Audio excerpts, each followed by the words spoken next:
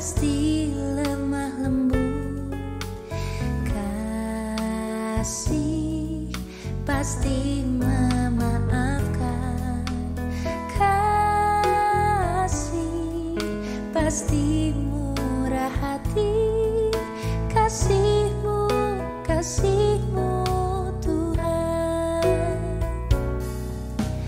Kasih pasti lemah lembut,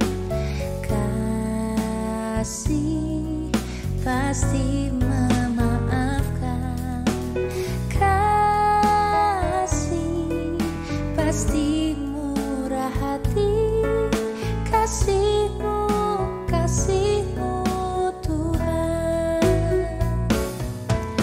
Ajarilah kami ini saling mengasihi, ajarilah kami ini saling mengampuni, ajarilah kami ini kasih-Mu ya Tuhan, kasih-Mu kudus tiada batasnya. Shalom, selamat pagi Bapak Ibu, saudara-saudariku yang terkasih dimanapun berada. Kembali kita akan mendengarkan siraman rohani pada hari Senin 4 November 2024. Marilah kita terlebih dahulu berdoa. Ya Allah Bapa di sorga, terima kasih kami mengucap syukur atas kebaikan dan anugerah Tuhan yang selalu menyertai dan memberkati kehidupan kami. Terima kasih atas hari ini Bapa di sorga, karena Tuhan mengizinkan kami untuk melanjutkan segala aktivitas kami. Tetapi terlebih dahulu Tuhan, Engkau menyapa kami oleh karena firman-Mu, sehingga kami dikuatkan untuk melakukan kehendak Tuhan. Bersabdalah ya Bapa, sebab kami telah siap mendengarkannya. Amin.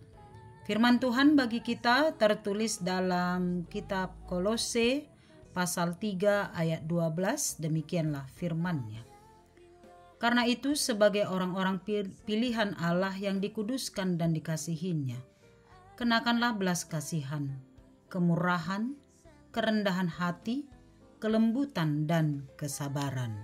Demikian firman Tuhan. Bapak Ibu saudara-saudari yang dikasihi Tuhan, setiap orang pasti memiliki identitas yang mencirikan dirinya terhadap orang lain. Identitas itu menunjukkan siapakah kita di tengah-tengah persekutuan kita dengan orang lain. Identitas itu ditunjukkan dari nama, marga, suku, agama, pekerjaan, ataupun bentuk fisik kita. Yang jelas identitas itulah yang menunjukkan siapakah kita kepada orang lain, dan identitas itu jugalah yang mempermudah kita memperkenalkan diri kepada orang lain. Dan orang lain akan mudah juga untuk mengenal kita. Itu sebabnya identitas kita harus kita jaga dengan baik, supaya asumsi dan pengenalan orang lain terhadap kita juga baik. Demikianlah jemaat Kolose, Bapak Ibu yang dikasihi Tuhan, dalam pelayanan Rasul Paulus dalam nats ini.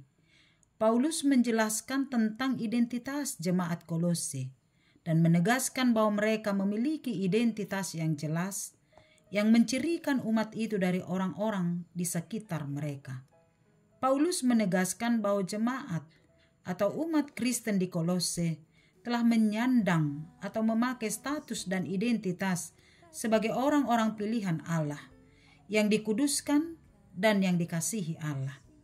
Inilah identitas baru yang dikenakan oleh semua orang Kristen hingga saat ini, bahwa kita adalah umat pilihan Allah. Artinya Allah sendiri yang telah memilih kita oleh Yesus Kristus. Kita dikuduskan oleh darah anaknya Yesus Kristus. Kita orang berdosa yang hidup dalam kenajisan, tetapi kini telah dikuduskan dan disucikan oleh pengorbanan Yesus Kristus di kayu salib. Pertanyaan, mengapakah Allah melakukan itu? Siapakah kita ini di hadapan Allah? Jawabnya adalah karena Allah benar-benar mengasihi kita dan tidak menginginkan kematian, tetapi kehidupan kita. Oleh karena kasih-Nya yang besar, Ia telah mengaruniakan putra tunggalnya, yaitu Yesus Kristus, untuk menyelamatkan kita dari kematian. sebagaimana firman-Nya dalam Yohanes 3 ayat 16. Karena begitu besar kasih Allah akan dunia ini, sehingga Ia telah mengaruniakan anaknya yang tunggal, supaya setiap orang yang percaya kepadanya tidak binasa, melainkan beroleh hidup yang kekal. Kasih Allah yang besar itu telah menyelamatkan kita dari kematian oleh darah Yesus Kristus, dan kasih-Nya itu tidak akan berkesudahan. Karena itu, sebagai orang-orang pilihan yang telah dikuduskan Allah dan dikasihi-Nya, Paulus menasihatkan supaya kita mengenakan atau melakukan dalam kehidupan kita untuk mencirikan kita sebagai orang pilihan Allah. Yang pertama, kenakanlah belas kasihan, yaitu hidup yang selalu peduli kepada orang lain, memiliki hati yang berbelas kasih untuk memberikan pertolongan kepada orang yang membutuhkan, sebagaimana Kristus telah berbelas kasih mengampuni dan menyelamatkan kita. Lalu yang kedua, kenakanlah kemurahan, bermurah hati untuk mengampuni dan memberi pengampunan kepada orang yang telah berbuat jahat kepada kita, sebagaimana Kristus telah lebih dulu bermurah hati untuk mengampuni dosa-dosa kita. Yang ketiga, kerendahan hati. Hidup adalah anugerah dan pemberian Allah. Segala sesuatu yang kita miliki adalah semata karena kebaikan Allah. Karena itu tidak perlu sombong, tetapi tetaplah rendah hati, sebab orang yang rendah hati pada waktunya akan ditinggikan Tuhan. Keempat, kelemah lembutan.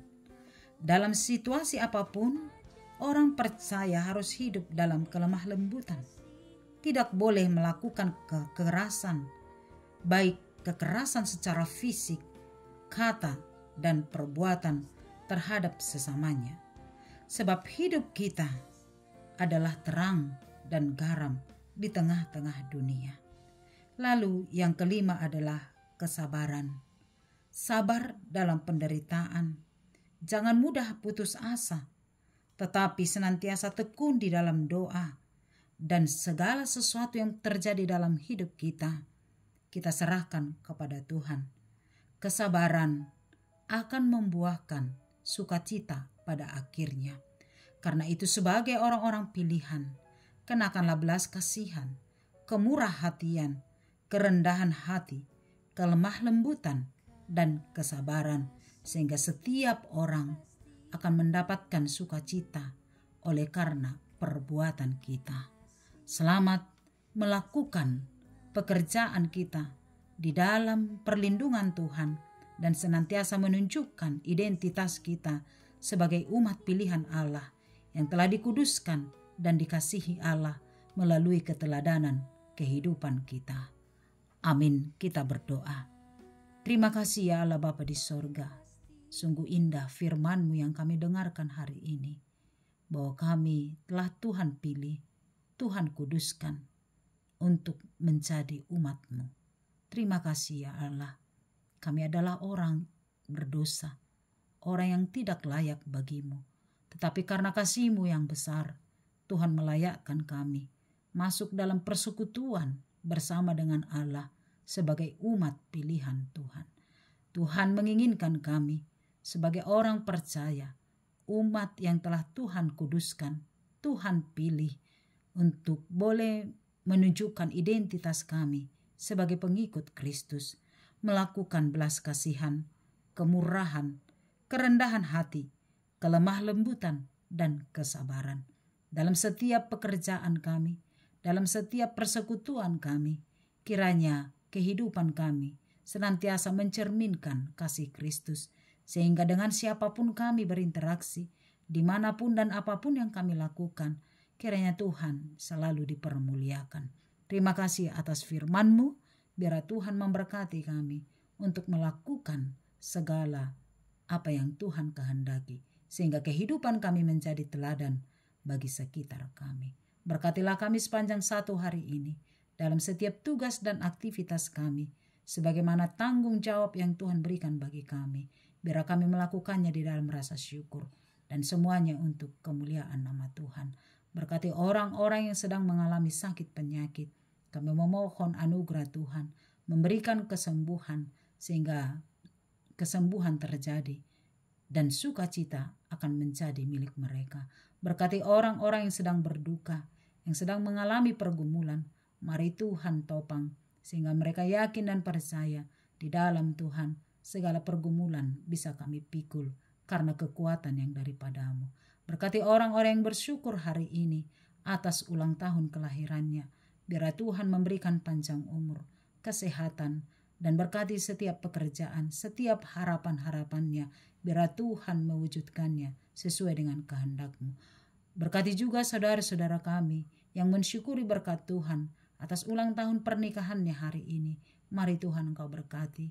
Mari Tuhan Engkau rekatkan cinta kasih sehingga kokoh sesuai dengan janji pernikahan, hidup senantiasa di dalam kesetiaan sampai maut memisahkan.